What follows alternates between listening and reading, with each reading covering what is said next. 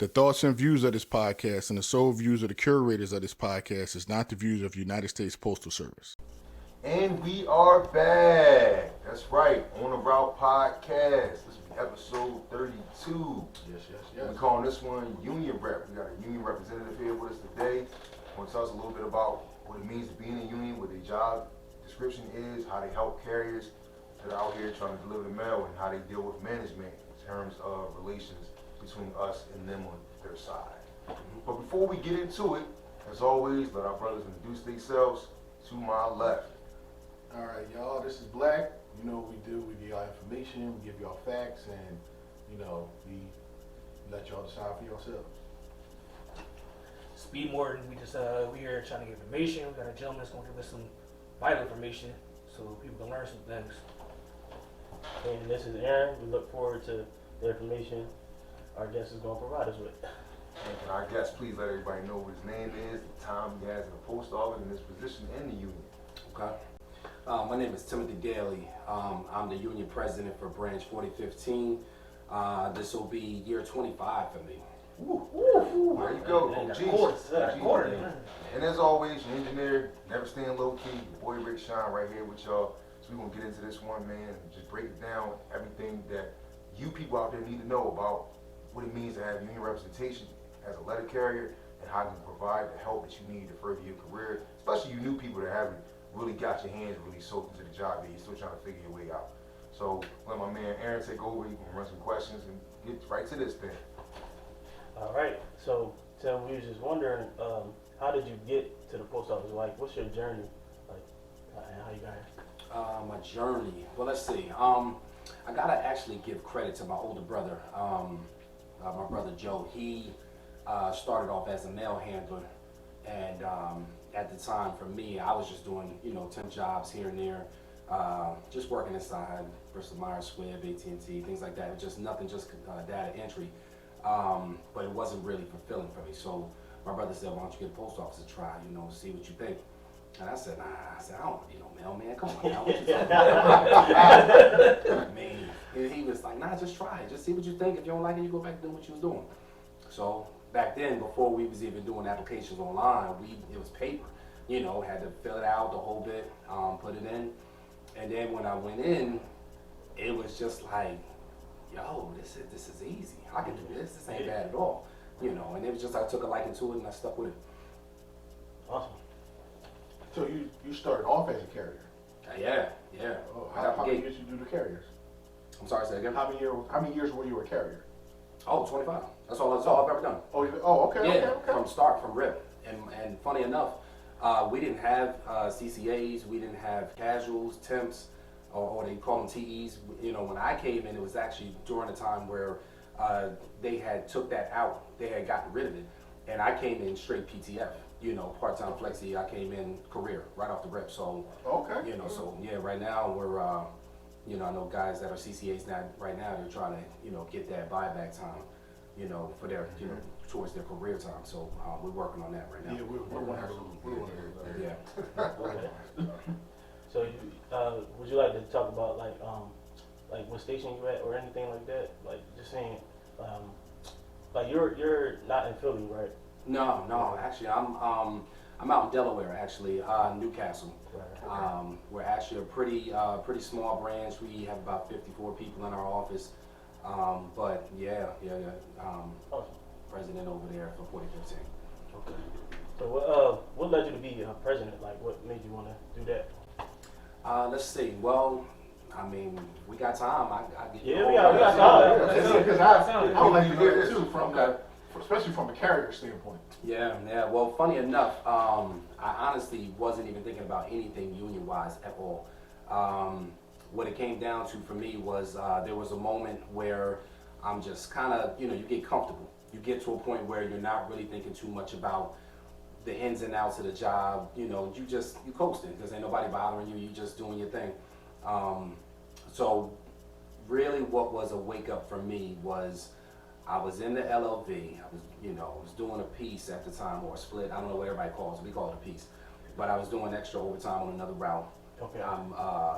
It's like pitch black dark. I'm out there, and if you guys know, when you drive an LV, you know you got the dome light, you got the hazard lights on, the headlights, you got all the lights on, you know. And it's like when you out there, I was doing cluster boxes. So what's happening is that as I'm near at each cluster box, the battery's running down. So it's like I can see it's running down because it's getting harder and harder to start the truck each time I'm getting ready to go to my next cluster box. Now, mind you, this wasn't even my route. This is just the piece that I'm doing. Right. And so what ended up happening was at the time, you know, district was looking to really crack down on safety. And turns out that I was one of the last people out there. Postmaster came out. He came out to check and see what was going on. I just so happened to forget a small package. It went behind the seat. And I said, all right, you know what, I had started it up because I was like, you know, with the battery's running low and I don't want it to die on me. I said, I'm right here at the cluster box. I'm gonna jump out. I'm gonna put this thing in the box, get back in, and I'm good. Lo and behold, I jump out the truck. Truck is running. Postmaster, I call him Batman because that Joker came out the shadow. What you doing? No, out of nowhere, the Dark Knight. This brother came out of nowhere and was like, "Give me your keys." You know what I mean? Turn the engine off. Took the keys. He was like, "Wait right here. I'm calling the supervisor to pick you up." So what year were you? Like, how many years were you in? Oh, I had over 15 at this point. 15, all right. You know, I was definitely, you know, I had my time in, but yeah, I'm sitting there and I'm just shaking my head like, "Dang, I can't believe I got caught." You know what I mean? And I was like, it was that fast. It was just that quick. But what ended up happening was I go back to the office. The union president at the time, as well as the vice president, was there. We go into the postmaster's office. He says, "You're officially on emergency placement. You know, you fellas walk him out." And so I'm out there on the dock, the loading dock. They walk me outside, and they said, you know, "Just go ahead and go home. We got it." I said, "So what does this mean?" No, they was like, you know, "We'll take it from here." Now, mind you, I have no knowledge of, you know, how the grievance process works. I have no knowledge of it. I'm just, you know, so I'm thinking I'm fired on the spot. Right. I'm about to cry. I'm like, I got 15 years. What am I about to do after this? Like, I'm like, oh, I got this time. And yeah. So, but they said, "Go ahead and go home. We got it." So I'm sitting at home, and it's just emergency placement. You know, when you're on emergency placement, there's no money coming in. You know, whatever you worked up to that point, what you won't get, and, you know, depending on what time you come back. Right. So, you know, basically, just to kind of sum it up, you know, somebody fought for me. I ended up getting my job back, and it was a wake-up call. It was a turning point for me to go ahead and say, let me take this job a little more serious. Let me stop playing around, because you can lose it over something as small as a parcel and not being safe. So that was what caused me to start taking my job a little more serious. But mind you, I still wasn't doing anything union-wise. I just was like, okay, I'm tightening up. Let me do what I got to do. Right. It turned out that the president was looking for people to take on some of the other positions, you know, just helping out.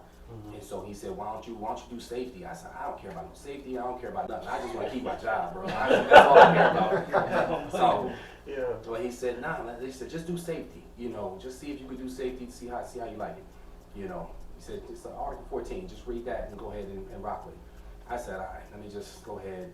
So that turned into during our morning stand-up talks. You know, he would have me go out there and just read something about safety. Helped me to become more familiar with just, you know, getting over the stage fright, being around my peers, everybody standing there watching you, you're in the center, but helped me with that. That turned into getting into, let me see, I guess you can call it the safety task force. Safety team. Got into that. Started doing driver observations, things like that. We would go out to other stations and do driver observations and encourage them on doing things on a safe basis. And at that time, our VP, they didn't think that person was doing a good job. Right. They said to him, yo, we need somebody, man. I said, yo, look, this is enough as it is. But they said, we need somebody. Why don't you give this a try?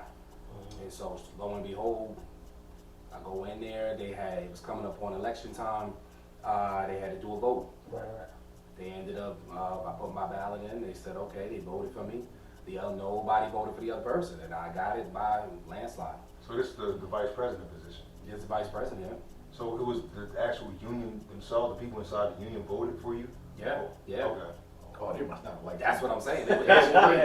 But see, you got to realize this, and this is what I encourage everybody to do. Be charismatic, be a person that is one with your fellow union brothers and sisters. Don't just sit there and just do your job. You know, I know we don't like everybody. We don't always get along. We have our issues here and there, but ultimately, we all in it together. We all there to get this mail delivered, go out there, be safe.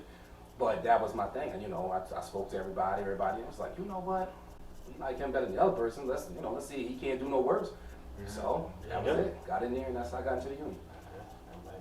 Okay. So when it comes to defending or representing carriers, what are some tips like you can share, like some good habits and whatnot? Habits for defending the carriers. Yeah, basically like For like shop stewards. yeah. Shop stewards. Oh, for shop stewards? Yeah. Yeah, because you know some of them aren't. Right. Right. Yeah, Some like shop British stewards. crayon in the box. Yeah. Well, here's the thing about being a shop steward. It's a thankless job, and I gotta be 100% honest. It really is. You can get somebody's job back. You can get them their back pay. You can totally get their whole thing rescinded and expunged from the records and you know all of that. And the amount of people that come back and actually say, "Hey, listen, thank you. I appreciate what you did for me," is damn near 0%. Thankless job. Like nobody appreciates nothing. So Wow. it's cold. But that's the thing. You don't do it necessarily for the people. You do it because you know it's like it's in your heart. It's something that you honestly care about. That's important to you. So my thing is, like I said, somebody looked out for me. I'm like, look, you know what? I'm gonna look out for someone else. You know. But as far as any advice I can give the shop stewards is, don't take it personal. You know what I mean? It's business.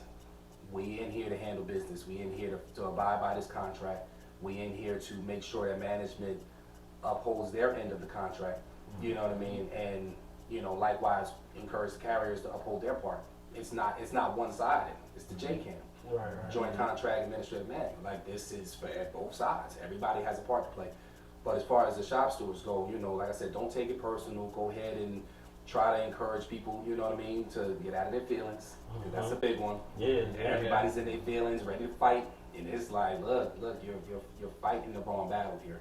You know what I mean? It's like a lot of times people are bringing their own issues to themselves because they don't want to get out of their feelings. They're Right. looking at it as, oh, this is personal. They're coming after me like, nah, you messing up. Right. You know what I mean? You not following the contract yourself. You know, you're not putting in your 3996. You're not calling back to the station when something happens on the route to say, hey, listen, I might be a little over. You got any extra help, or Exactly. what instructions do you want me to follow? Things like that. Like you, Putting it on them. Like, yeah, put it back on management. But my advice to shop stewards is like, look, encourage your people, educate them on the contract, let them know where they're making their mistakes, but not in a harsh way. Just like, hey, listen, this is what you need to work on. You know what I mean? If you need some advice, come talk to me. Everybody in the office got my personal number. You can call me. I'm answering questions at midnight. But that's because I care. Right. You know what I mean? Even if they don't have the same heart that I do, I care. Right. And it saves some work on me as well. You know, to keep them out of the office. Gotcha. Yeah. All right, so hold on. Let me get this straight. So Yes, sir. if you were trying to move up in the union as opposed to being like, you know, being a vice president or something of that nature, what has to happen is you can put your name in the ballot, right, before running for that job position, and then the people within the union actually have to vote on you actually getting the position. Yeah. So it doesn't matter if you were a shop steward before or a level B person that handles the things after the shop steward can't handle it and goes to the next level. So Yeah, I mean, it just comes down to a vote, really, in all honesty. It's, I guess the biggest thing is this: you got to go to your union meetings. Okay. When there's union meetings, you got to go, because there's bylaws that come along with every branch. Every branch has bylaws, basically the things that they have to abide by for that particular union. So the thing about it is that more than likely you're not going to get the position, because they'll say, well, you're not even at the meetings. Why would we vote for you? You know what I mean? Exactly. To come in here and represent us. Like, you don't even come to meetings. You Okay. know? So yeah, definitely go to your meetings, get involved, and as far as just ask questions, make yourself known, let the people know who you are. Let them. It's no different than running for a public If I office. see you, like, it's like politics pretty much. Pretty Like, much. people know that you actually care, Yeah. that you're willing to, go to the 10th degree to make sure they get their respect in that Absolutely. position, Right. and they're not being taken advantage of. Of course, of course. Yes, sir. All right, good. So what, like, well, us as carriers, what would you say to carriers that are having those issues with shop steward and how they're representing you? Okay, give me a little more context on that. All right, so like, say like you don't feel as though the shop steward is defending your best interests, Okay. and certain things are happening that management is doing, but if the shop steward defended you better or had more information or did whatever they had to do, the outcome would have been different. Okay. Well, I'll put it to you this way. Is it a matter of the outcome coming out to what you want it to be, or is it a matter of what is the best possible outcome based on what was presented, when it comes to the grievance? Because what happens is that I get people that come to me and say, well, I wanted this thing to be thrown out. And I'll say, well, listen, I asked you for documentation. Did you give me a doctor's note? You didn't give me nothing. Did you give me a statement? You didn't give me nothing. Did you have anybody that could even co-sign your story? You gave me nothing. All you gave me was, I don't like the way this happened, and fix it. You gotta give me something to fight with. You know what I mean? It's like okay, I'll give you another example. For example, I have a person had a 7-day suspension. It was about to expire literally in 2 days. Got written up on the day before, and it went to a 14-day. Wow. I said, bro, all I asked you to do is just stay out of the stay off the hot seat, man. Stay, keep a low profile. Just stay, but they get in their own way. They have these attitudes. Oh, I'm entitled to this, I'm entitled to that. I'm like, are you sure that you're entitled to certain of these things? Yeah. Because the reality of it is that everybody, it's so funny how everybody knows the contract when they got something going on, but they really don't. They've read maybe a portion, but haven't read enough to understand that, okay, you can't just read this little sentence here and say that's all that applies. You got to keep reading the rest of it because there's more details there. You know what I mean? You got to know your contract 100%. So that's the thing. They get in their own way. But so when as far as your question goes, yeah, the fact is that it's good to do your own research. It's good to know the contract for yourself. If you honestly look under Article 15, your informal A, you can represent yourself. The only thing it requires is that shop steward is in the room. I didn't know that. Yeah, so that's the You thing. might have said that. Yeah, I think so. You might have said that. That's the thing. I said, well, the only reason why I know is because they was getting on my nerves at a union meeting. So I was like, you know what, y'all ain't got to represent y'all. Y'all talking crazy to me. Okay, bet. I'll tell you what, Article 15, go ahead, represent yourself, and we'll see how it goes. Maybe you can do a better job since I'm not doing my job, since that's what you think. You know what I mean? But no, I never mind. They don't want to do it. They don't want to smoke. But the reason why I asked that is because I've said it before on this pod. I had a situation where, as far as how I don't know if it's the same way in your branch that it is in ours. As far as forcing overtime, I know what the contract says. I know what the rules say. I even read it to my shop steward, my supervisor, and the union that was on the phone. I'll be in the office and the union was on the phone. Okay. And I read it to him. It says when you forcing overtime, it says you have to force from the junior carrier up. It's supposed to be on a routine basis. Yes, on a routine basis. Yes. They said to me, well, not if you're forcing everybody. I said, that's not what it says. And they even read it. They said, no, it's not what it says. And I said, so why don't y'all do it that way? They said, because the union said this on the phone. Okay.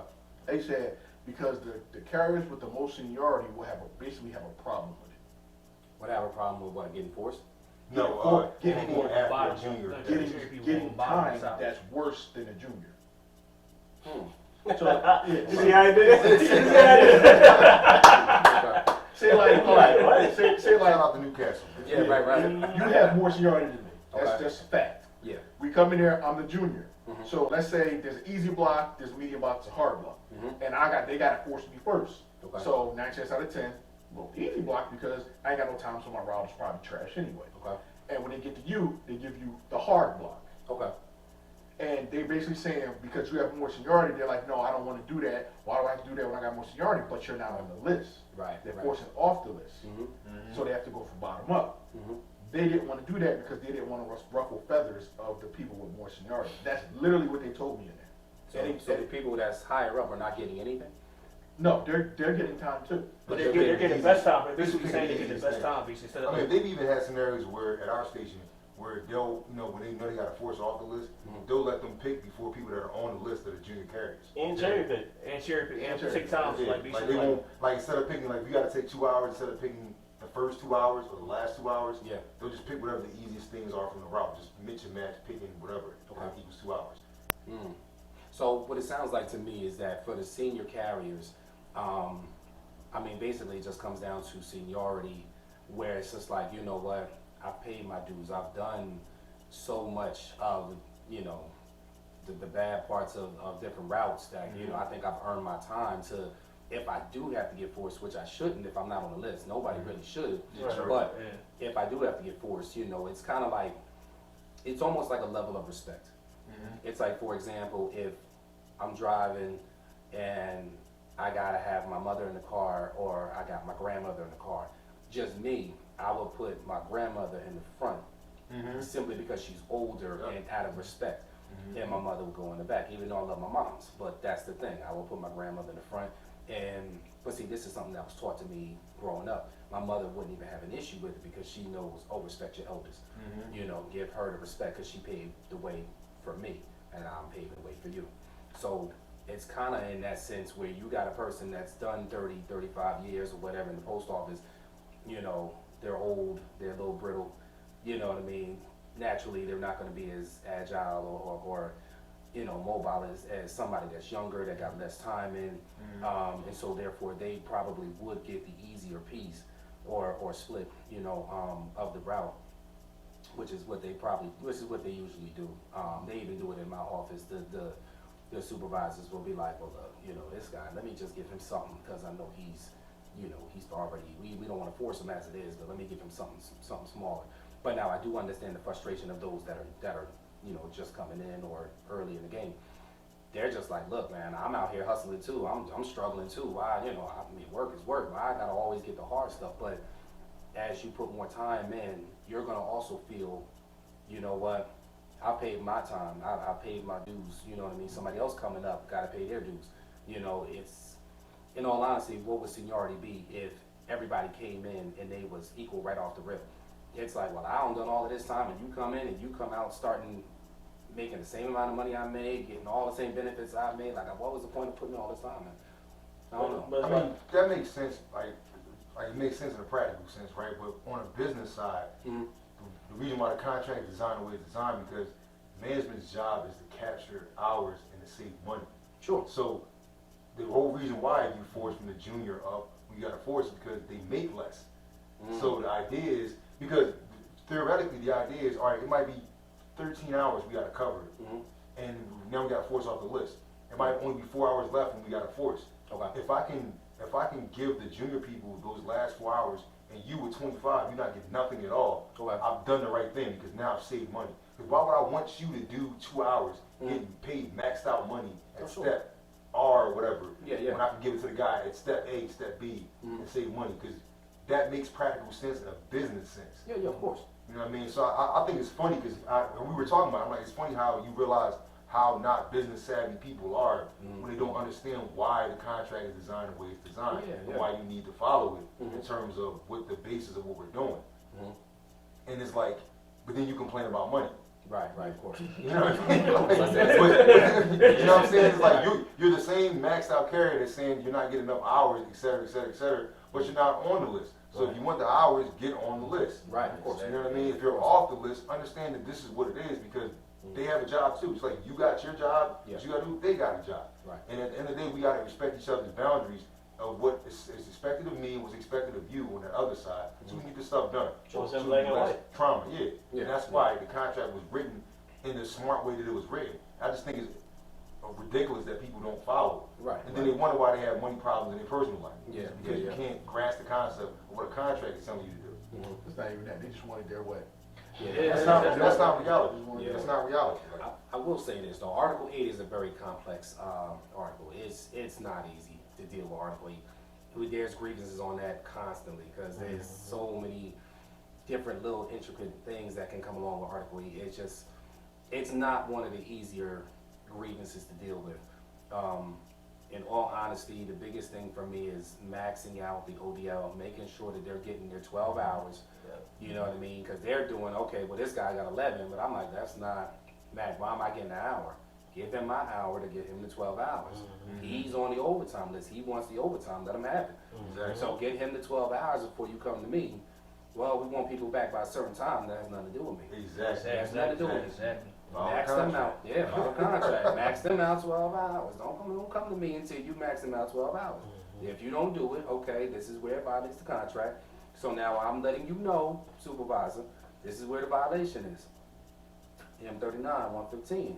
You know, they got to make every effort to settle a dispute before it becomes a grievance or whatever, to make every effort. That's what it's talking about.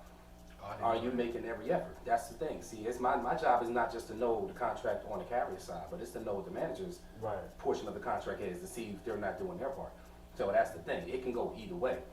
So it's just funny how they hold us accountable to our part of the contract, but we should know their part to say, okay, you messing up too. You know, so it's like, yeah, that M39, that's their handbook, just like we got the M41. So it's not wrong. Read some of theirs, and you be like, oh, okay, you slipping. I'm catching you slipping on your part. Exactly. Nice. Oh, I'm reading that. Yeah, it's good stuff in there. All right, so I got a quick question. So we're in negotiations for a new contract. What are some things in there that you would like to see?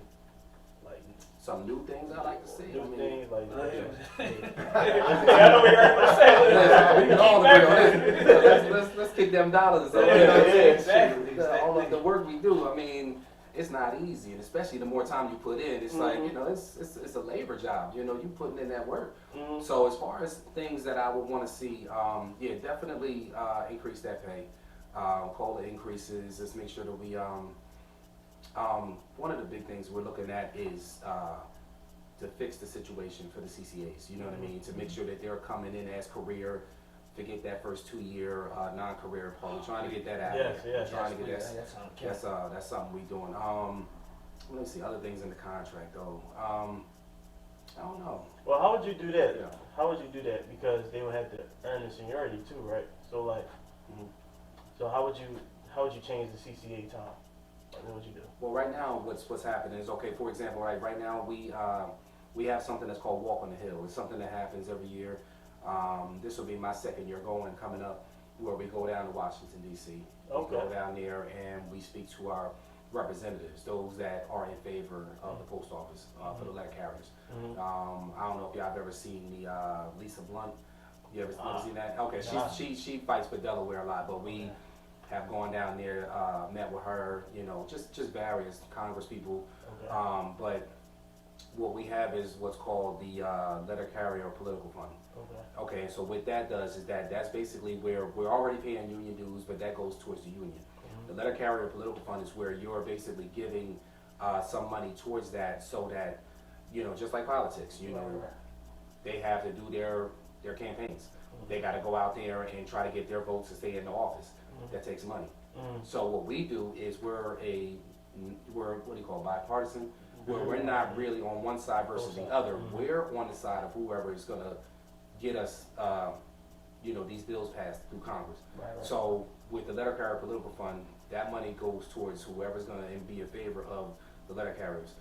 And this is what one of the bills that we're working on right now is to get that, you know, get the CCA to be able to buy back their time and go ahead and just this way that anytime you was a CCA, we'll now go back to career. There's that. There's a few things that are being worked on, but you know, I don't know all of it. But I'm just, like I said, I'm still new in it. But yeah, it's just a lot of things. The letter carrier political fund is something that's very, very big. You would want to contribute to. Anything is it's as low as $1 per paycheck. $1 per paycheck will go towards that, and it'll help the carriers. It'll help us get these things. I don't know if you've ever read past Article 41. Has anybody got a J cam in here? Not like that, y'all. Come on, man. Y'all got I was gonna bring one too, but I didn't bring it. I was gonna bring one, but yeah, past Article 41. I believe it's Article 43, but I'm not sure. That's why I said we got one here. But basically, what it says in there is in regards to our contract. Our contract can be changed based on what bills are going on in Congress. If they decide to change something, this is the whole point of us having that the strike in 1970. I don't know if anybody's ever seen that video. That's a very powerful, very motivational video. But the 1970 strike is the reason why we can negotiate on our salaries, the reason why we can negotiate on our contract, our better working conditions. Just the things that we have right now started off there. Right. If you look in your JCAM, it does say that we are not allowed to strike because of that particular strike. So, And who signed off on that? Like, so that we couldn't strike after that? it was, I guess it was a mutual agreement because we were now able to negotiate. So they said, okay, I'm not sure exactly who signed off on it, but it was put in place because obviously it shut everything down. Absolutely. Yeah. So they were like, look, we can't deal with this a second time. We gotta make sure that this is part of the agreement. Okay, you guys can't strike anymore, but we can negotiate your contract. So Yeah. so for carriers, like, what are our leverage for that? Like, since we can't strike, what's our leverage? The leverage is just basically that we have a contract now that has so many intricate let me see if I'm saying it right. Intricate details in it that it allows us to really just honestly be able to fight for a lot of different things, or it allows management to be limited on what they can do. See, the thing about it is in Article 3, they talk about management has the right to manage. But if you read a little further, it says, basically under the conditions of the contract. So it's like they'll say, well, I'm giving you a direct order to go ahead and do this, that, and third. But, under Article 14, it's saying, hey, well, management and the union work together to create safe working conditions. Right. So the thing is, if you're telling me to do something that is either is unsafe, you can't. That's a violation. You know what I mean? You're violating Article 14, but you're trying to cover it up under Article 3. Right. That doesn't work like that. That's what it is. Okay. I'm learning. Yeah, I'm learning. Ooh, baby. Black is coming. So I found out recently, right, that our Postmaster General owns stock holdings in UPS. Do you find that as like a conflict of interest? Yeah. There's conflict of interest in almost any business. But ultimately, right now, from what I'm being told, a lot of people are saying, well, we don't like DeJoy. We want DeJoy to get out, get him out of here. But the reason why DeJoy isn't as bad is simply because he allowed a lot of things to go through that we needed to go through. This is why I tell people to get involved with, your union, get involved with going to some of the things that are available that people could come to. Because when they have somebody come in that is more knowledge than these particular things, they break things down so that we have an understanding of it. A lot of times we're seeing things on social media, we're just seeing, just whatever platform that we're on, and we're seeing everybody's comments, but it's like, it's about knowing what's going on behind the scenes as opposed to what's just on the surface. Far too often we only look and see what's on the surface rather than get the real meat and potatoes behind the scene. You know what I mean? So the thing about it is that even though he may not be the best person for the job, he is a person that, has signed off on a lot of things that have been in favor of the carrier. So, that's why we're just like, okay, look, as long as he's willing to do for us, it's like, look, okay, his other stuff right now, we can't really worry about that too much. Just like we all do, we have a right to buy stocks and anything. I'm sure he does. Right. That's just what it is, I think. Okay. Yeah. Is there any consolidation of like offices in your city, like in your branches? Consolidation. As of right now, not yet. I've heard of things, that are supposedly trying to come. Again, like you said earlier, it's a business. So we're trying to, not us personally, but the business is trying to see where we can cut costs, where we can save money, where we can, because we want to keep this thing going. We don't want to be outrun by Amazon or UPS or anybody else. I want to keep my job, But yeah, so we gotta make some cuts where it's necessary. But ultimately, the goal is to make sure that everybody has, a fair, fair working conditions, fair job, things that'll last. Fair days work for fair days pay. Yeah, fair days work. Whoa, wait. I know I got that question. Is that all right? In the PDI, I've been asked that question, Okay. and it sent me up a wall Okay, talk to me. because it sounds like you're making me like you're trying to say I'm dumb.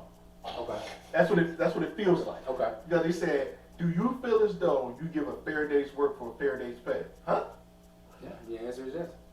No, but I'm just saying, like they're looking at you like, I'm like, hold up, wait, what? Of course I do. Like, what? That's I don't like they're looking at you like you're gonna say no. Like, I don't understand why the question is even there. I mean, they're gonna ask questions left and right. That's just what management does. But what did I say earlier? We got to take our feelings out of it. They're going to say whatever's whatever, because here's the thing. I've had PDIs where I'll have a carrier in there and they're going off. I had a carrier recently where they said, "Do you have anything else to add?" At the end of the PDI. Oh yeah, I got something to add. So let me ask you some questions. You know, do you understand this? He starts going off, and I'm like, oh my gosh, like bro, I understand your frustration, but at the same time, how is this going to benefit Your case. in the end, in your case? Because you got to realize I have to meet with this person later to try to negotiate on what's a fair and reasonable settlement. So if they automatically don't like you, of course they're not going to want to negotiate. They're going to, oh no, they get the full 2 years off rip. Come on now, that's not fair and reasonable. You know what I mean? My thing is, there are times where the contract is only going to carry you but so far. And I say this because there are times that I honestly don't have enough to defend the carrier based on what the carrier has given me in return. What I mean by that, they haven't given me any documentation. They haven't given me anything that I can use contractually to fight for them. So there's times that I'm sitting there and I'm honestly going based off of, you know, a good rapport that I have with management. Yeah. They're like, oh, you know, Tim, he's cool, man. Right. You know, it's like, yo, cut this man a break, yo. Just do me a solid. Let it slide. You know, listen, I'll talk to him. We'll go ahead. We'll get this thing smoothed out. Okay. All right, then. All right, you know what? All right, cool. You know, I'll throw it out, but Tim, you better talk to him. I'll talk to him. I got it. You be cool. We good. Sign right here. Thank you very much. And we out. Carrier don't even realize that they was going to get a year and a half, 2 years in the folder. That's what they were offering. Not what that was going to be the final thing, but that's what they were offering. And I got that whole thing expunged and thrown out. So that's what I wanted to ask you too, because Yeah. you brought that up. Like when people get like 7-day, 14-day suspensions, right? And it has a 1 year, 2 years pending. Would that not be a 14-day suspension? Wouldn't it be a 2 year or 1 year, whatever the contention is of it? Like why do they call like a 7-day? Because you can get a 7-day suspension and it's pending for 6 months. Yeah. Like so It's just the levels. Yeah, is it not? So how is it still a 7 day? Because once the 7 days is up, you should no longer be in that suspension. Yeah, it's a paper suspension. Yeah. Yeah, because it you know, during that time, and that's in the contract as well, you still have to be in a pay status. So that's why it's a paper suspension. Okay. So it's like, even though it's a 7-day or a 14-day, these are just the different levels of discipline. It's just, you know, you can call it A, B, C, and D if you want to. It really doesn't make a bit of a difference. It's just a title for what level of discipline you're on. So I think we need to change the wording of that. I mean, Because I think it's pretty lazy that people still call it that. Yeah, like, let's call it like an A suspension. Or just say level, Level one, level Or level 1, level 2. yeah. Yeah, because you got to think about it like this. Well, you got to realize it's the letter of warning. You know what I mean? You got the 7-day, the 14-day, and then you got the notice of removal. You know, if you really want to count the 5th one, which is an official discussion, but that's not officially discipline. Yeah. You know what I mean? That's just something you can It's not reduce. paper, right? Yeah. No, sometimes they do put it on paper. Sometimes they Oh, have okay. to- Sometimes they'll put it on paper so they can document that they They'll had say, this oh, talk. this is the official Yeah, discussion. So if the same exact thing happens again, then they can give you a reason to give you a letter. Right. But see, if you read the contract, they're not supposed to do that. Ah. It's not supposed to be on paper. See? Official Gotcha. discussion, got you again. So here's the Not on thing. paper. Official discussion is exactly that. It's an official discussion. You shouldn't be signing off on an official discussion. If we agree to talk, then we just won't talk. It's just verbal. That's it. So what happens if you don't sign anything as the carrier, like that's been given the discipline? If you just choose not to sign? Well, then what the management team will do, they'll put refuse to sign, but then you got to realize that starts the clock for your 14 days to file a grievance. Okay, all right. So here's the thing. My thing is I always encourage people to sign, get a copy, so that you can give it to your union rep to go ahead and start your grievance process. Because a lot of people say, I'm not signing that because they think they're admitting guilt when they sign it. You're not admitting anything. When you sign it, all you're saying is that I'm receiving the discipline. I'm not guilty of anything. I haven't admitted to anything. This means nothing other than the fact that I received the paper. This is my receipt that you're giving me this. Says it on, you know, right above where you sign, it does say that you know, under Article 15, you have 14 days to appeal, you know, your grievance. So this is when you give it to your union rep, and they go ahead and do what they got to do. But yeah, I don't suggest anybody refuse to sign it, but this is again people in their feelings. they feel in a certain type of way. I ain't signing that, they get in the figure and they keep it moving. Right. And it's like, come on, man, just sign it and give it to the union rep. Don't think Yeah, twice. me personally, I've never signed anything. We still agree. Yeah, sure. You know, But you have to make it known to your union rep. Yeah. See, I say get a copy because a lot of times people. Well, yeah, they'll still give you a copy if you're right there in front of them. They give you paper. Yeah, I still need a copy to see that it's signed. No, Sure, just what- go- Oh, you can ask, but you have to ask for No, it. no, no, Because a lot of times they don't give you one. Yeah. I've asked. They told me I don't get a copy. Say, Yeah, I I've always got it. Yeah. It depends on the carrier. Most of and it. then you file a grievance. Yeah, You file a grievance on top of the actual discipline that you're getting. You say, look, I'm asking for a copy, because now you're violating Article 15. You're violating my rights to due process. Wow. So that's the thing. If you're saying, hey, I would like a copy, how can I file my grievance? I don't even know what I'm getting written up for. It's all on that paper. So how do I know what I'm getting written up for? Well, you was in the PDI. No, I don't know. Let me see what's on the paper. Right. You That's might That's put why I need my something copy. Paperwork, yeah. Yeah, she snatched the paper right out of my hand. Mm-hmm. And I was like, I don't get a copy? She was like, no. And I was like, huh? Okay, there's another grievance. Now your dignity and respect was violated. So now you write a statement. How did you feel? You felt disrespected. You felt like, wow, okay, what kind of person am I in comparison to you? You think less of me. So now I felt, even if you may not have, this was I felt intimidated. I felt belittled. I felt, you know what I mean? Like, wow, you really Just a condescending attitude. yeah, condescending. All of this. We have a whole sheet. And then a lot of times, like, they'll tell that amongst their peers and stuff like that. Yeah. And you might want to move up or go to another station, Mhm. and they're talking about your character now. Yeah, And yeah, that's something different. of course. I have one question though. Mhm. Can official discussion be given in a stand-up talk? An official discussion? Oh, No, yeah. no, I don't know. Oh, could they do that too? What you mean, like for everybody? Yeah, they'll be in a Yeah, stand-up, official they'll be in a discussion. stand-up talk, and they'll be like, this is your official discussion. And they'll talk Nah, about it. no, official discussion should be on an individual basis because it doesn't apply to everybody. So how can it be an official discussion? Because it should be one-on-one with the carrier. Not unless you're doing a class action situation where everybody's guilty of the exact same thing. No. So no, you can't say it's an official discussion for everybody. I mean, you want to have a stand-up talk and talk about something, sure, whatever. But to give it that title, official discussion, no, that's not contractually sound. Yeah, No. 'cause they'll do that. That's a shortcut they took. Yeah, they'll do that just so they can jump right to the next step when they see, when whatever That's happens. crazy. Yeah. Yes, to say. Oh yeah, oh yeah. Yeah, no, that's not. Nah, because you can't say that. What if you got a person that this don't apply to? So why are they getting an official discussion? What does that have to do with me? Why are you telling me, oh well, you're getting an official discussion? Well, what did I violate? Right. What part of the contract did I violate? Why am I getting an official discussion? So now you're giving me something based on Article 15 that has nothing to do with me. You know what I mean? That doesn't make sense. So I don't know. Yeah. Yeah, y'all gotta jump on Article 16, man. You understand? Oh yeah. Article Yeah, 16. 16, Article 16. 16. Yeah, Yeah, read that, John. yeah. Read it. Because they gonna try it. They gonna try it. So, Any other way. so do you guys have any like annual meetings that you guys do in DC as far as like the presidents? You guys all meet up at one point and all like discuss? As far as the presidents, nothing annual. We do have quarter meetings with our state president. So, Okay. so for our area, we're Region 13. I don't know, y'all Region 13 as well or no? I believe so. Yes. Yeah. All Region 13. Okay. So just for Delaware though, we have our Delaware state president, vice president. We have our secretary, treasurer, all of that, and all of the presidents for Delaware. We all have quarterly meetings, and we talk about different things that are going on in maybe everybody's office. We have those. But as far as annually, no, I don't know anything about annual for presidents. No. Well, you mentioned like y'all did a march to Washington. Can you talk about that a little bit more? Like some details. Well, it's called Like how we can join too. It's called it was called Day on the Hill or Walk on the Hill. I mean, you can join. I mean, if you're off that day, you can come on down. It doesn't hurt. But usually, it's like I said, it's our state president, vice president, and then they'll have each president from different branches just come.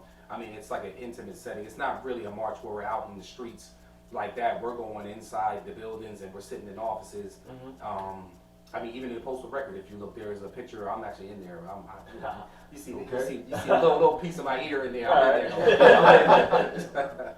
But yeah, but nah, the postal record. But that's what I'm saying. We go down there, we sit down and we talk, and then we come on back. But it's just we're just trying to lobby and get them, make sure they're on our side. So when it comes time for these bills to come be presented, Right. that we can counter their vote. Right. You know, so that's what that is. But I mean, yeah, it's nothing wrong with wanting to get involved more so than anything, because everybody can't be. I mean, we can't have all the carriers fitting in this office, Yeah. but that letter carrier political fund. Yeah. That's where we make the difference. That's where we make our changes. You know, I had a dude tell me, he was like, "Yo, bro, it's $1." Nah, man, I can't do it. I said, It's "Yo, $1, $1, bro. You can't give up $1." Imagine every carrier. But put he it the main down. one that Right. get in trouble. Oh, Yeah, it's like that's what I'm like, bro. man. You killing me, man. You killing me. You can't cough up $1, but you want everything fair and reasonable for you. Well, okay, all right. So how many carriers do y'all have? Because like I just said, like what if every carrier donated $1? That's what I mean. Yeah, Yeah. like what would that be like? Man, dude, we would get so many things done. The percentage of total carriers is so low in comparison to what we have. I mean, and don't quote me on it. I'm just taking a wild guess, but I mean, I would think maybe nationwide, maybe 20%, and we're still getting things done with 20%. Now, mind you, realize you got people who are giving $20 a check. Some people started, they're like, okay, I want to give $5 a check, you know. But could you imagine if everybody could, you know? I didn't know about that. Yeah, We never told about that. yeah, So yeah, all see? of us. Yeah, I might need some new shop stewards. Look, I don't know. that's what I But said. he gave me some valuable information earlier, Yeah. so I'm gonna start acting on that. Okay. Okay. I mean, well, here's the thing. This is your opportunity to step up and become shop stewards, or You never know. Yeah. We didn't ask some invitations. I like the route that you took, actually. Okay. I like the route you took. You know, Sean Dodson I'm gonna start doing some investigation on that. Yeah. We'll definitely go to the meetings if nothing else. Yeah, that's the main thing that you Yeah, pointed go to out. the Is go to the meetings, because that's how you politically get yourself kind of affiliated with everybody, Mhm. so you can get those necessary votes to make things happen. Yeah, but So- that's where you get to ask your questions. That's where you get to, voice your opinion of what you feel you want done, things like that. And that's the thing. It just comes down to, yo, listen, this person ain't lobbying for us. He ain't doing for us the way we want. We need somebody but have some facts to back it up. You know what I mean? That's why I say read your contract. You know, a little bit, anything here and there, but read your contract, because you got some people that are speaking on emotion, not based on what the contract says. Yeah, So, yeah. because I feel like we have a lot of, in our district, we have a lot of shop stewards that are not confrontational, like they're actually good at their job, but it's not confrontational. Yeah. They don't know how to dealing with the management and their, attitudes, whatever. Yeah. So it's like, I don't want them to like not have their position, Okay. but they need somebody they can go to, I feel like that. Mhm. When it needs to go to that next level, they can go to that person when Yeah. management's not cooperating. Those two right there. Those two right there. They super Oh, early. you know, So- that's give me some information that I'm gonna start putting into effect. Here's the thing. All three of these gentlemen, they at the same station, right? Mhm. I was at the station too, but Yeah. he got me kicked out. I didn't get it. Long story, long story. Long story, Okay. wrong So story. they always say that these two gentlemen should be shop stewards. Okay. You want to tell the story, Rick? What's the Go ahead. I mean, well, I'm very confrontational. Okay. You know what I mean? Positively, negatively, whatever. You know what I mean? Like I don't run from situations. You know, Yeah, if there's a yeah. problem, I'll address it and nip it in the butt. Right. And I'm diplomatic at the same time. So I Sure. understand, like, you can't be successful, especially in this country, being emotional. Yeah. That's not how we move. Like, the people that run this country, that have been running this country for centuries, Mhm. they're not technically emotional in the public eye. Right. You know what I mean? There's people that do business with our community, they don't even like us. Mhm. But they'll still do business because they understand the practical and, sense that it makes Yeah. in terms of them trying to make a bottom dollar. Mhm. But we have people that, like I said, they're really good at their job. Yeah. But when it comes to management not being good on their side, Mhm. and them trying to, be aggressive and bully them, they Mhm. kind of fold. Because that's just not their personality to stand 10 toes down. Backpedal. Right. You know what I mean? And it's like, to me, the shop steward thing doesn't really appeal to me because people at a higher level in the union can kind of like overstep what you're trying to do because they're trying to not be confrontational to get the situation done properly. So Okay. that the carrier is happy and satisfied with the end result. They're not like kind of left in limbo like, well, Yeah. you know what I mean? Like, so, but because, like you said, you didn't do the shop steward thing, you actually just once the meeting made yourself a presence, Mhm. and you were able to get people to trust in you that you can be the guy that can fix whatever the problem is correctly, so that everyone can be happy. Mhm. So I didn't even know that wasn't even an option. Yeah. Because the way we look at it from our district, that once you're a shop steward, you have an ability to move up to the higher level, to the next level, but it's kind of like somebody selects you from up top. Or it's more so the thing is that like everybody knows each other, or everybody carries each other. So the thing is kind of like more so like a pass down the line. Because like somebody might be up at next here to that person. Like, all right, well, say if this person just retired, we'll have a gentleman here. Basically, are you up next? Basically, take the position. So it's like it's never somebody doing it because it's always somebody waiting the next position to come up. Like because I said it's a tunnel line basically of carriers. I carry with you basically that I can tell somebody else, or we all carry together. You like I said, you're a vice president. You can tell him basically go have a position and have it locked up to a point. Like I said, we had a union president just retired not too long ago. Yeah, and we kind of knew who the president was going to be. It's going to be anyway. Like, he started he was right behind him. Like, you know, he's right behind him. Like. So, and my question to one of them was like, you know, how is it a station vote for shop steward, but it's never a district vote for these other levels? Like, why can't all the shop stewards vote for the person that's going to be at that level, this level, that level? And we go from there. Why is it? It seems like it's kind of like his grandfather then. Like he selects the person that's behind him to take his job when he leaves, or when he moves up. But according to what you just said, that's not the case. There's a vote. Well, when it comes down to the higher level positions, just like anything, you know what I mean? Like once you get to those positions, they're gonna look at a person's work ethic, the things that they bring to the table. So for example, like even with myself as a union president, you know what I mean, I still have to perform at a certain work, you know, level in order to get recognized for maybe a state position. You know, so I can't take the position from the state president, you know what I mean, just like that. I mean, he's got his time in, he's done, you know, all this stuff like that. But if it came down to it, I could get it just based on the vote. Now, more than likely, most people will vote for him because he's been there so long and he knows his stuff.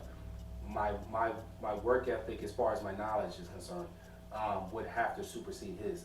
So where it would be like, listen, hands down, Tim knows more than he knows. He's getting more things done. We need to get him in here because this is what's going to be better for the state.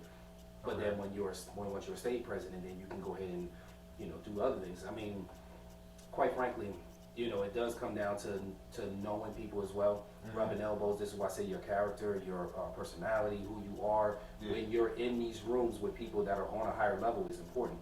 You know, I got pictures right now. I just took a picture with the vice president of the NALC. You know, just finished in this Formula and Beyond class. You know, and he's like, yo, call me, man. If you need anything, call me up because I want to see you succeed. You know, but this is not, you know, this is just based on our interaction. He's just like, oh man, like Same thing with our MBA, National Business Agent. You know, he's like, yo, see, you cool mug. You know what I mean? I don't know. I'm just trying to gauge. You know, is this a podcast? Am I limited on what I can say? No. Free range, man. Free range. We don't have any sponsors. Just don't talk about okay. I'm watering things down. Believe it or not, I'm keeping it. As long as you talk about the person positively, you can say. Oh yeah, no, nothing negative. I'm watering it down only because I'm just like, I don't want to say nothing. You were like, beep. No.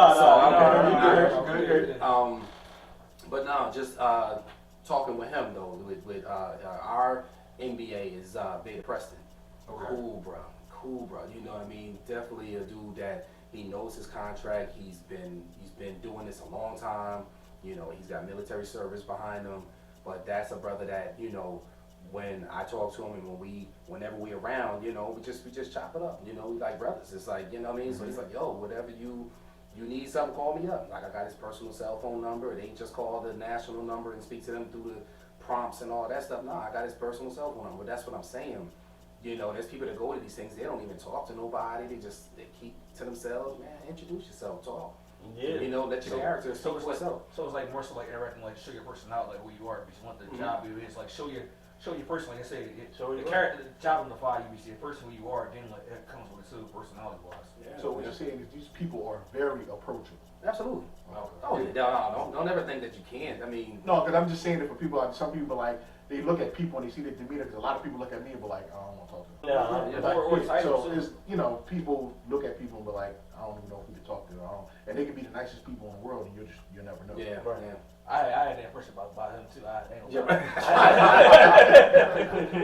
Well, one thing I will say, like with our branch, like you know, our branch the way it's you know structured is like it doesn't match the demographic that we have as far as carriers. Yeah. So that's why I'm really inspired by you know telling me about how you made your move. Mhm. So now I have a very, very clear view on how to maneuver now. Because a lot of people have been saying that to me about the whole union thing. Even our union president himself was like, was trying to see if I wanted to be involved. He has some no rumor sound to be a shop steward. Yeah, I mean, what I'll say is this. I look at it this way. It's like you got, you go to work, you talk to, a lot of different people. People, they gravitate towards you. You know what I mean? Encourage them to come to the meeting as well. Not just yourself, but bring, your friends with you, bring your coworkers with you. Say, look, okay, listen, we got this vote coming up. Let's all get to this meeting. You know what I mean? Let me count on your vote. So my thing is that even every 2 years, we do a vote for president, vice president, secretary, treasurer. All of these positions go up for bid. So my job isn't guaranteed every 2 years. It's not. You know what I mean? Anybody can be president. I tell people, I say, listen, everybody, when I'm doing my union meetings, I say, listen, I don't have to be up here. You know what I mean? I really don't. I said, any one of you can be in this seat and sit here and do this thing. It said it's not something that is unobtainable to anybody. You know what I mean? You just gotta want to do it. I said, you know what I mean? If you get more votes than me, okay, then that's it. I step down, and you know what I mean? Somebody else takes over, and that's cool. I'm still gonna be at the meeting. I'm still gonna be able to, I know enough of the contract. I ain't getting in trouble no more. Yeah. Y'all can try me if you want to, but okay. Stop that J camp on. You going okay? Yeah, try me. So, but oh, sorry. So what do you say to the carrier who feels like, I'm not going to that meeting, don't nothing change, like they don't really care, blah blah blah. What do you say to them? Like, I say go anywhere. You know why I started going to union meetings? What? Because they were serving food. That's the honest truth. I was going to the union meetings because they already got my job back from the situation where I was on Article 16.7. I was on emergency placement. They got my job back. I was just happy to have my job back. That was cool. President was like, "Come to the meetings, man." I said, "Yo, bro, I don't want to go to the meetings." He said, "Yo, we're gonna have hoagies. We're gonna have pizza, wings, all that." I said, I could do something to eat. Let me get up in there. Let me cop this free food. You never know. And you never know. I sat in the back. Funny enough, I sat in the back. I would eat my food. It was people in front of me. I'm in the back taking a nap. I wasn't paying no attention. I didn't care. I didn't really care. I just said, look, I'll be here. They asked me to come, so be it. I got a free meal. When it's over, I'm going home. Let's save me, a couple dollars in my pocket. Cool. But turned out I started listening after a while, though. Just sitting there, started listening. And stuff that I was hearing around the office that people, like the OGs would say, they would talk about different things. And I'm like, I heard it, but then it started matching up to what they were saying in the meetings. This is article such and such, or this is that. Okay, cool. And and then transported into the safety thing. Started reading Article 14. I'm hearing this. Oh, okay. Yeah. I've heard this before, but now I got the language that matches, and I can see where it's connected. Right. And you start reading about other stuff, and then you start taking a gravitation to it, and like, okay, cool. And then next thing you know, you got your first grievance in front of you. Okay, cool. Read this over, see where it applies to the contract, how you want to defend this person. So. Okay. Yeah. I'm about to say, can you come to Philly, please? Yeah. I wanted to go back real quick, just for a second. Yeah, sure. You were saying how you're confrontational. Yes. Okay. This is my thing. My thing is there's a time and a place for everything. Because the thing about it is that we've had it where there's some people who have been too soft, and then there's been people that have been too hard. It's about finding a balance. My thing is that they say to me, Tim, you know what I mean? You never really change. I never really see you blow up or lose your cool. I said because I look at it this way. If you don't understand what I'm saying when I'm talking to you at a normal tone, you're not going to understand what I'm saying if I'm yelling at you. You're not going to understand me when I'm all rowdy and wild, because I said you're never going to get my point. I said I keep the same tone, I keep the same demeanor, nothing changes with me because I let the contract speak for me. Listen to the words that I'm saying and understand where it applies and how I'm trying to fix the situation, because there's a contract violation here. That's why I'm saying what I'm saying. You know what I mean? There's a contract violation. We need to fix this. If you choose not to hear what I'm saying and you just want to be in your feeling, okay, that's fine, no problem. Cool. We're going to go ahead and file this grievance, and I'm going to let the grievance, I'm letting the contract do all my work for me. I don't have to meet you outside.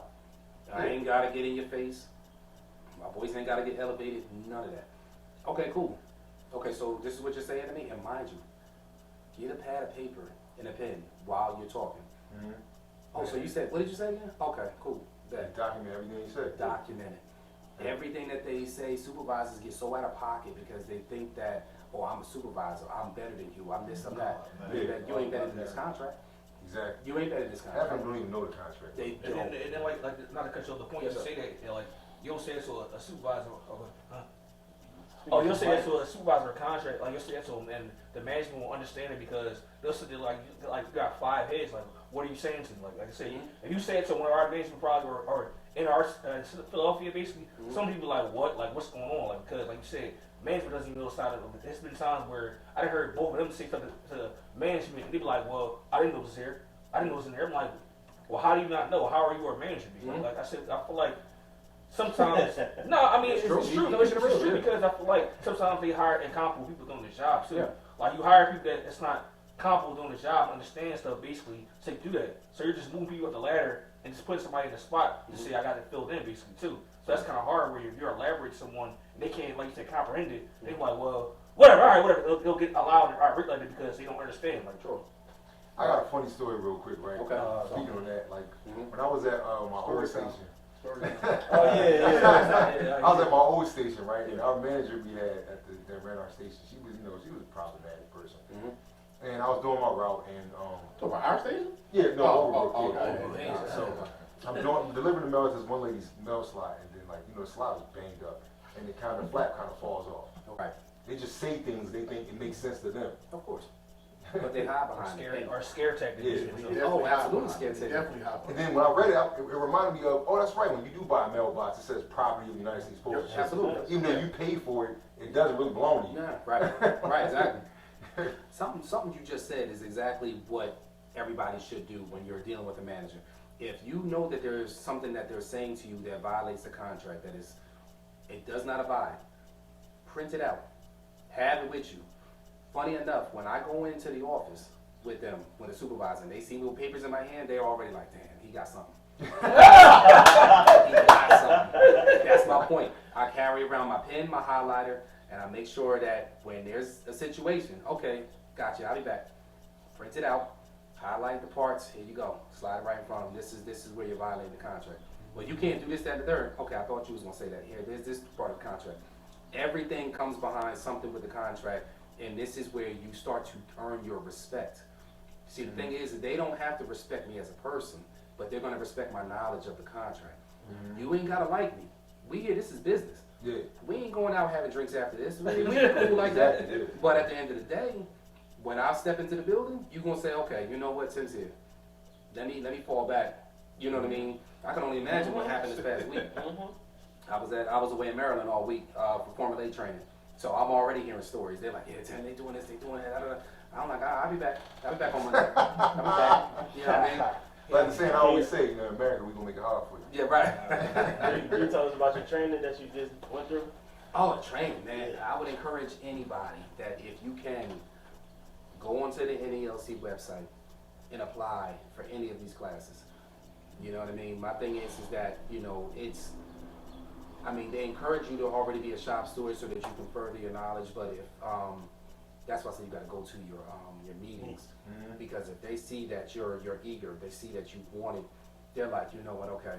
Because even while you're at these meetings, you're talking about whatever, it depends on whatever they're talking about that day, but if you have some knowledge of it, and you're showing, wow, this person knows what they're talking about, they're not just sitting here listening to us talk, like they actually are engaging in this whole thing.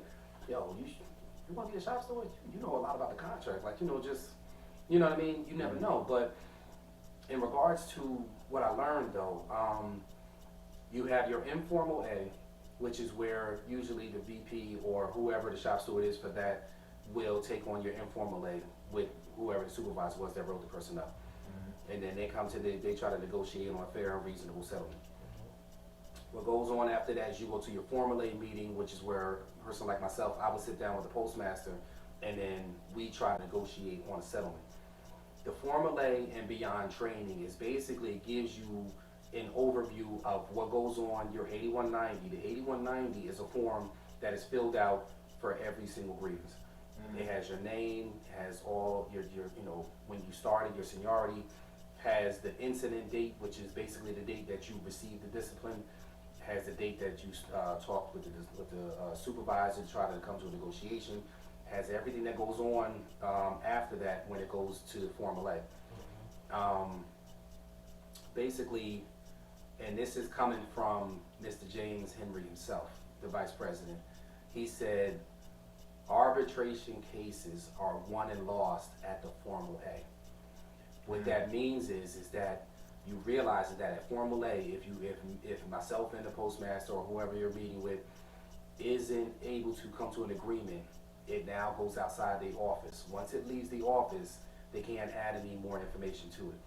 Whatever you got in there is what they're going to go based off of when they're trying to come to an agreement on this grievance. So the thing is that it's important to make sure that you have enough information in there, relevant information. There's people that stuff things in there, and it's just like, this ain't got nothing to do with the case. You're just trying to make it look good, but no. Yeah. But relevant information that when it goes to the Step B team, that they have enough to negotiate with and use to find any kind of loopholes, find any kind of discrepancies that can be used in favor of the carrier. And if the Step B team can't resolve it, then it goes to pre-arbitration or arbitration. And that's the final step of the grievance process. Okay. So it's just basically what I learned was just what to look for, making sure I'm covering all bases, making sure everything is in there that needs to be in there so that we can win this if it goes to arbitration. Okay. Yeah. Ladies and gentlemen, and the lady, I guess she was mad about it, and she called the station and complained, and then the manager's like, you got to pay for that mail slide. You broke that mail slide. I'm like, what are you talking about? I'm like, no, I don't have to pay for the mail. She said, you have to pay for that mail slide. You can't do that to the mail slide, et cetera, et cetera. Mm-hmm. So I looked it up about the mail slide. Come to find out, because she didn't even know this as a manager of 30-something years. And Yeah. I don't have to pay for that mail slide. That mail slide is post office property. Mm-hmm. Yeah. And in fact, the lady whose house it was with the mail slide, if she did what I did to the mail slide, Mm-hmm. she would end up getting a $100,000 fine and possibly 5 years in prison if you wanted to really press the issue. Right. Right. So I brought that in, the paperwork in to the manager, showed I don't have to pay for anything. Technically, me damaging that mail slide is like me damaging an LOV. Mm-hmm. It doesn't come out of my actual money or paycheck. Right. But Right. this is what happens to that lady if she broke the mail slide. So would you want to tell her or should I tell her? Right. She was kind of, don't worry about it. I'll just, so that's just one of those instances where you can tell that a lot of them don't really know Mm-hmm. the contract. It's a new day.